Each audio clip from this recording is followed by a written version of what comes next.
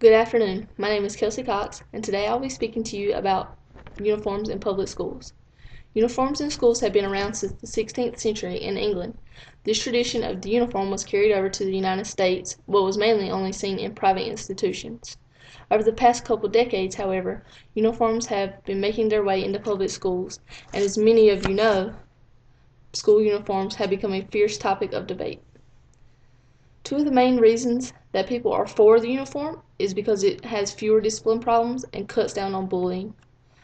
One way the use of school uniforms produces fewer discipline problems is because many gangs associate their membership with clothing and have a certain type of color and use this color to influence others.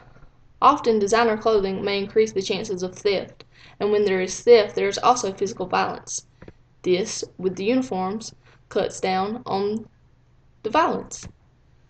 Bullying is another important subject that school uniforms knocks out. Students no longer have to deal with bullying because of how they are dressed, because everyone is dressed the same.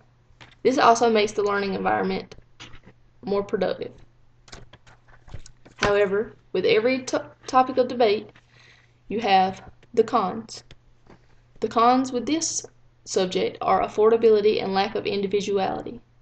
Affordability is the main disadvantage because uniforms are often produced in small amounts at the request of the school. These lower quality products will cost more because of such low quantities being produced. Lower income families may not be able to purchase the uniforms without assistance. Therefore, schools should have public assistance available for these lower income families.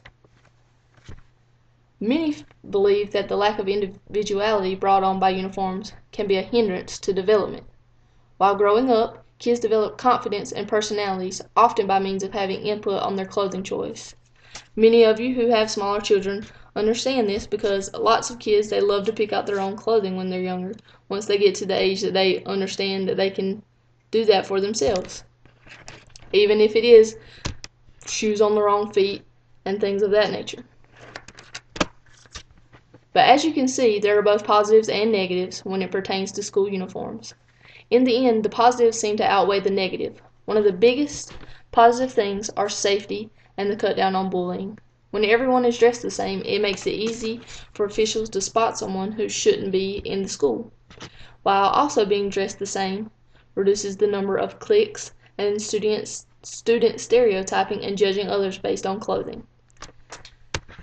Many of you have noticed that school uniforms are quickly becoming introduced into the school systems around this county and in other surrounding counties. It is up to the choice of the parents and the schools to come together and decide on a compromise. Thank you for listening to my speech.